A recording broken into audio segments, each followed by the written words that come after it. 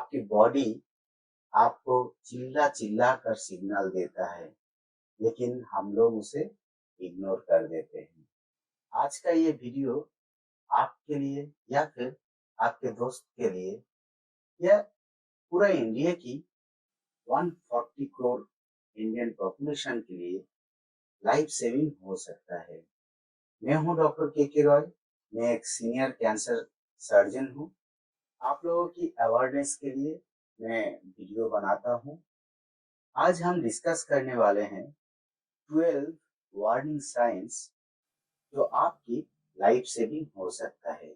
Video की and तक जरूर देखते रहिए, क्योंकि लास्ट में मैं बताऊंगा अर्ली कैंसर की सेल्फ चेकलिस्ट जो आप अपने फैमिली के साथ फॉलो कर सकते हैं।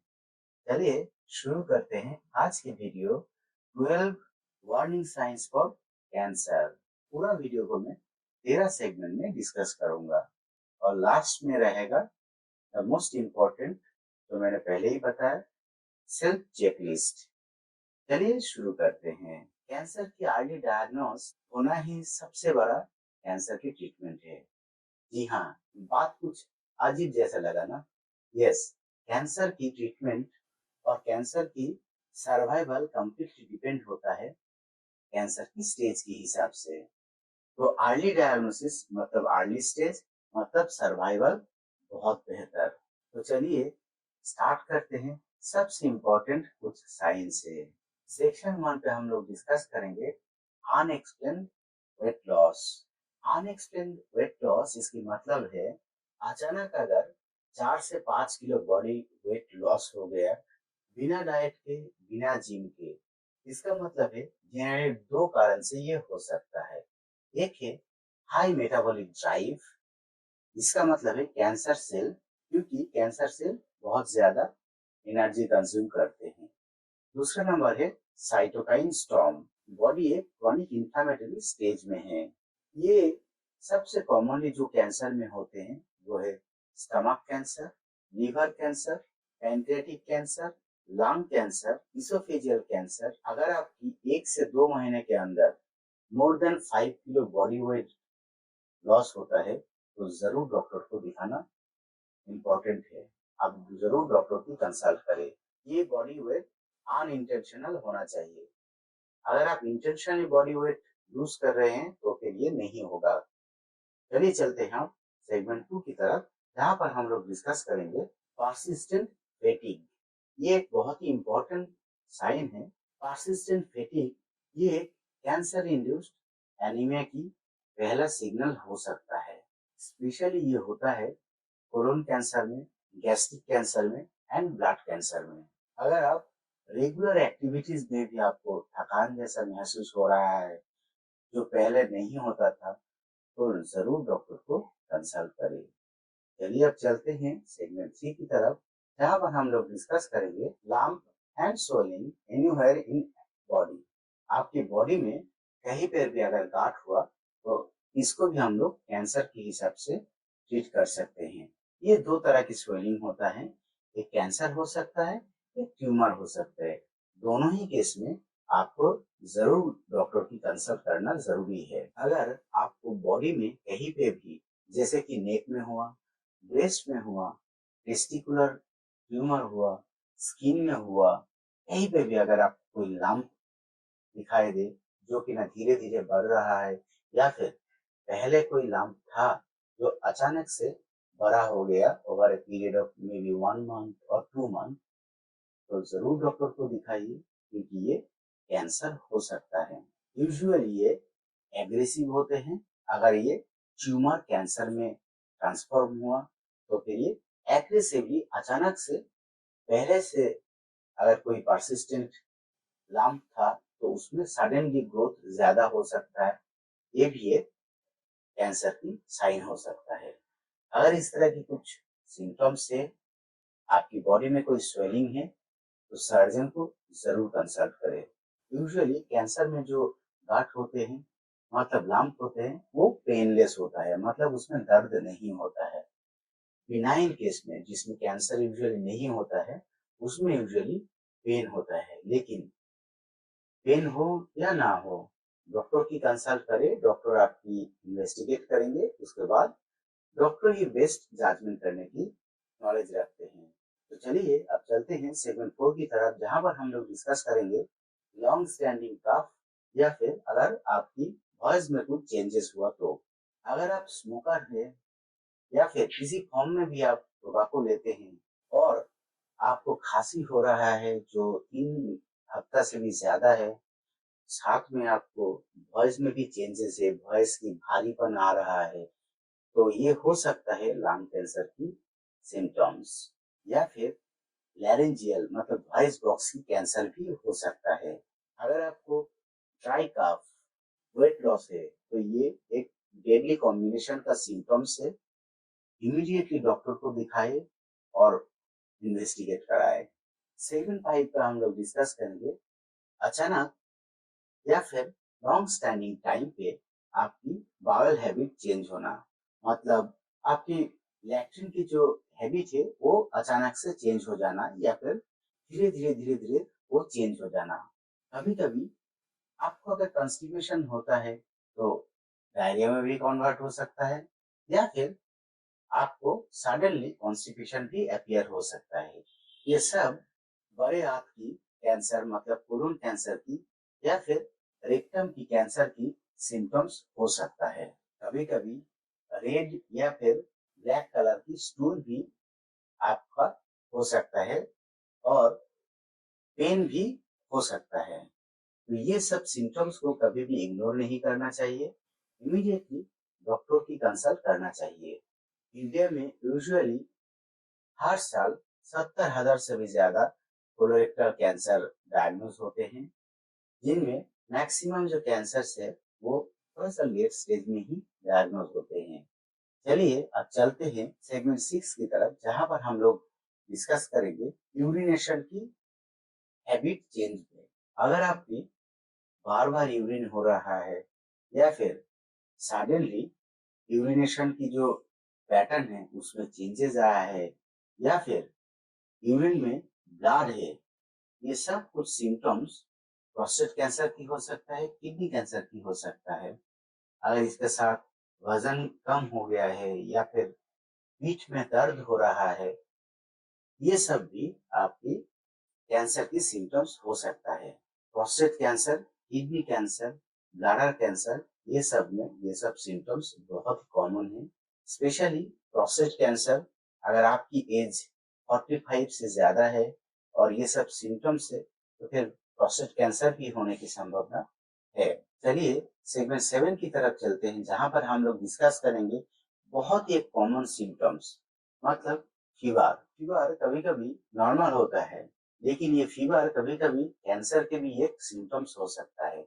अगर long standing fever normal treatment से ना ठीक हो, कैंसर के भी एक लक्षण हो सकता है, जैसे कि ना लिम्फोमा हुआ, ल्यूकेमिया हुआ। ल्यूकेमिया एक तरह की ब्लड कैंसर है जहां पर अनएक्सप्लेन फीवर ही एक सबसे बड़ा सिम्टम्स होता है। कभी कभी फ्रीक्वेंट वायरल फीवर भी होता है और कभी कभी फ्रीक्वेंट थ्रोट इन्फेक्शन भी हो सकता है। ये सब सिम्टम्स भी कैंसर की लक्षण हो सकता है। ये सब अगर रिपीटेटिव हुआ, मतलब बार बार आपको थ्रोट इन्फेक्शन हो रहा है, फीवर आ रहा है फिर जा रहा है, तो ये ब्लड कैंसर की एक अर्ली सिम्टम्स होने की संभावना बहुत ज्यादा है। चलिए अब चलते हैं सेगमेंट 8 में, जहां पर हम लोग डिस्कस करेंगे नॉन हीलिंग अल्सर। अगर आपकी बॉडी में कहीं पे भी कोई घाव है जो कि ना अपीयर हुआ है सडनली, या फिर लॉन्ग स्टैंडिंग कुछ घाव था जो कि ना हील नहीं हो रहा है। अगर कोई भी घाव नॉर्मल ट्रीटमेंट से 2 हफ्ते से ज्यादा टाइम से हील नहीं हुआ है तो उसको बायोप्सी करना जरूरी होता है। बायोप्सी में यूजुअली डायग्नोसिस हो जाता है। स्पेशली ये सब घाव कहाँ पर होता है, नॉन हीलिंग घाव और अल्सर्स यूजुअली ओरल कैविटी में होता है। माउथ अल्सर्स सबसे कॉमनली इस तरह से प्रेजेंट करते हैं। कभी कभी स्किन कैंसर भी इसी तरह से आते हैं।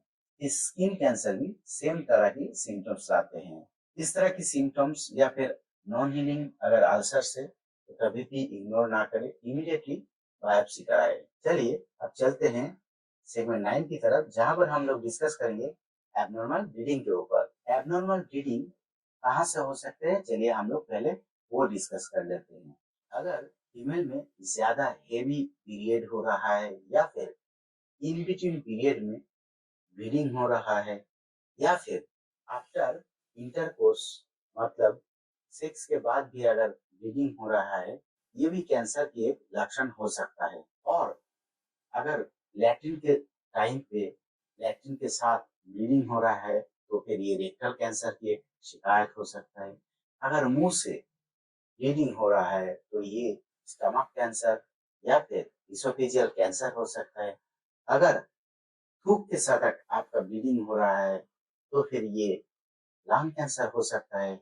अगर यूरिन के साथ ब्लीडिंग हो रहा है तो फिर वो किडनी कैंसर हो सकता है, ब्लैडर कैंसर हो सकता है, प्रोस्टेट कैंसर हो सकता है। तो इस तरह की एब्नॉर्मल ब्लीडिंग आपको कैंसर की संकेत दे सकता है। चलिए अब चलते हैं सेगमेंट 10 की तरफ, जहां पर हम लोग डिस्कस करेंगे डिफिकल्टी स्वैलोइंग, मतलब आपको कुछ निगलने में या फिर खाना खाने में डिफिकल्टी हो रहा है। ये सिम्टम्स है यूजुअली इसोफेजियल कैंसर में। अगर आपको खाना खाने के टाइम में लगे कि वो अंदर जा नहीं रहा है या फिर उल्टे वापस आ रहा है और उल्टी हो जा रहा है, इसे बोलते हैं रिजाजिटेशन। अगर इस तरह की सिम्टम्स है तो इसे बोलते हैं डिफिकल्टी इन स्वालोइंग और डिस्फेजिया मेडिकल टर्म में। अगर इस तरह की सिम्टम्स है तो ये फूड पाइप की कैंसर की सिम्टम्स है। चलिए अब चलते हैं सेक्शन 11 की तरफ, जहाँ पर हम लोग डिस्कस करेंगे नाइट स्वेट्स। अगर आपको रात में स्वेटिंग हो रहा है और बाहर की टेम्परेचर या फिर रूम की टेम्परेचर नॉर्मल है तो ये नॉर्मल नहीं है। ये लिम्फोमा में हो सकता है, ल्यूकेमिया मतलब ब्लड कैंसर की एक लक्षण हो सकता है। कुछ कुछ सॉलिड कैंसर में भी इस तरह की सिम्टम्स होते हैं। चलिए अब चलते हैं सेगमेंट 12 की तरफ, जहां पर हम लोग डिस्कस करेंगे स्किन चेंजेस में। अगर आपकी चमड़े में नया मोल आया है, तिल आया है या फिर कोई बड़ा जैसा कलर चेंज हुआ है या फिर पुराना जो तिल था उसमें सडनली ज्यादा बड़ा हो गया है, चेंजेस हो गया साइज में, तो ये स्किन कैंसर की एक अर्ली इंडिकेशन होता है। इंडिया में अब ये एक नया ट्रेंड बन चुका है, जहां पर स्पेशली इन नॉर्थ इंडिया में, क्योंकि नॉर्थ इंडिया में टेम्परेचर हाई होते हैं और वहां पर यूवी एक्सपोजर ज्यादा है। सेगमेंट 13 पे हम लोग डिस्कस करेंगे कैंसर की पेन पैटर्न की। अगर कैंसर की पेशेंट को पेन है तो ये यूजुअली होता है लास्ट स्टेज में। कैंसर की पेशेंट को यूजुअली पेन अर्ली साइन नहीं होता है। यूजुअली ये बाद की जो स्टेज है, जैसे कि स्टेज 3 या स्टेज 4, इसमें जाके कैंसर में पेन होता है। अर्ली स्टेज में पेनलेस होता है। कैंसर की पेन कांस्टेंट होता है, डल एकिंग होता है, नाइट में ज्यादा होता है और नॉर्मल जो पेन किलर्स होता है इनमें ज्यादा रिलीफ नहीं होता है। अगर किसी को बैक पेन हुआ, साथ में वेट लॉस है और एज मोर देन 40 है तो फिर जरूर आपको स्पाइनल जो स्पाइन है, मतलब हमारे जो बैकबोन होते हैं, इनकी मेटास्टेसिस मतलब कैंसर इसमें फैल चुका है, इसको भी आपको रूल आउट करना जरूरी है। तो हम लोगों ने अभी तक 13 सेगमेंट में डिस्कस किए कैंसर की जो टोटल मेजर अर्ली सिम्टम्स होता है या फिर कुछ लेट सिम्टम्स होता है, तो ये मैक्सिमम कैंसर की मेजर जो सिम्टम्स है ये है। अगर हम लोग इसको थोड़ा सा शॉर्ट में बताए तो ये है, अगर ये 13 जो सिम्टम्स मैंने बताया ये कैंसर की मेजर सिम्टम्स है और मेजर कैंसर की जो पैटर्न है, मेजर कैंसर की जो टाइप है, उनकी जो सिम्टम्स होता है ये है। लेकिन ऐसा नहीं है कि सिर्फ यही सिम्टम्स होता है, बहुत सारे रेयर सिम्टम्स भी हो सकता है पेशेंट को, लेकिन हम लोग रेयर सिम्टम्स के बारे में डिस्कस नहीं करेंगे। मेजर सिम्टम्स ये है, अगर ये सिम्टम्स आपने जान लिए तो मोर देन 99% कैंसर इसमें कवर हो सकता है। तो आपने इस वीडियो में 13 तरह की सिम्टम्स जान लिए, जो कि ना सॉलिड कैंसर के भी सिम्टम्स है और डार्क कैंसर के भी सिम्टम्स है। तो हर एक कैंसर के सिम्टम्स में मैंने स्पेसिफिकली मेंशन कर दिया आपको कब कंसर्न होना जरूरी है। और इस तरह की कोई भी सिम्टम्स आपको या फिर आपकी फैमिली में या फिर दोस्तों में कभी भी हुआ तो उनको जरूर ये सलाह दीजिए कि इमीडिएटली एक डॉक्टर की सलाह ले और डॉक्टर से ये भी पूछिए कि कैंसर की कोई शिकायत तो नहीं है या फिर कोई कैंसर स्पेशलिस्ट को जरूर दिखाए।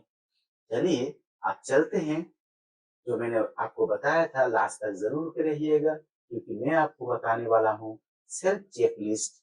चलिए डिस्कस करते हैं अर्ली डिटेक्शन चेकलिस्ट के बारे में। अगर आपकी एज 50 प्लस है तो फिर ईयरली हेल्थ चेकअप जरूर करना चाहिए। आपको अगर ईयरली हेल्थ चेकअप की वीडियो देखना है तो आप जरूर ईयरली हेल्थ चेकअप की लॉन्ग वीडियो है वो आप प्ले लिस्ट में जाके चेक कर सकते हैं। अगर आप स्मोकर है और आपको कफ है जो कि ना मोर देन 3 वीक्स रिजॉल्व नहीं हो रहा है, वेट लॉस है, खांसी के साथ ब्लीडिंग आ रहा है, तो फिर आप जरूर लो डोज सीटी स्कैन भी करा सकते हैं जिसमें अर्ली डायग्नोसिस होने की संभावना बहुत ज्यादा है। अगर आप लेडीज है और आपकी एज मोर देन 40 है तो जरूर ईयरली मैमोग्राफी कराइए, साथ में सेल्फ ब्रेस्ट एग्जामिनेशन भी कराइए। इसमें ब्रेस्ट कैंसर की अर्ली डिटेक्शन होता है। अगर आपको ये 13 में कुछ भी सिम्टम्स परसिस्टेंट हुआ तो आप इमीडिएटली डॉक्टर की सलाह लें और डिले ना करके इन्वेस्टिगेट कराए। अगर आपको फैमिली में कैंसर है स्पेशली जैसे कि pancreatic cancer, colon cancer, gastric cancer, liver cancer या फिर फूड पाइप के कैंसर, ये सब कैंसर अगर है, ओवारियन कैंसर भी है और गायनिकोलॉजिकल अदर कैंसर्स भी है एक्सेप्ट सर्वाइकल कैंसर, तो आप जरूर अर्ली स्क्रीनिंग करने की कोशिश करें। चलिए अब डिस्कस करते हैं कब आपको डॉक्टर के पास जाना चाहिए। अगर कोई भी सिम्टम्स आपको 2 हफ्ता से ज्यादा है तो इमीडिएटली आप डॉक्टर की कंसल्ट करें। अर्ली डायग्नोसिस ही आपकी लाइफ सेव कर सकते हैं। तो दोस्तों इस वीडियो में आपने बहुत कुछ जान लिए कैंसर के बारे में, कैंसर के सिम्टम्स के बारे में, अर्ली डिटेक्शन के बारे में। अगर कैंसर अर्ली डायग्नोसिस होता है तो लाइफ सेव होता है। तो अगर आपको ये वीडियो अच्छे लगे और इंफॉर्मेटिव लगे तो दोस्तों तक जरूर शेयर करें, वीडियो को जरूर प्यार दें मतलब लाइक करें, चैनल को जरूर सब्सक्राइब करें और दोस्तों के साथ, फैमिली मेंबर के साथ और इंडिया की 140 करोड़ लोगों तक जरूर शेयर करें। अगले बार फिर मिलेंगे दूसरे किसी बहुत ही इंपॉर्टेंट टॉपिक के साथ। Stay healthy, stay safe. नमस्कार, जय हिंद।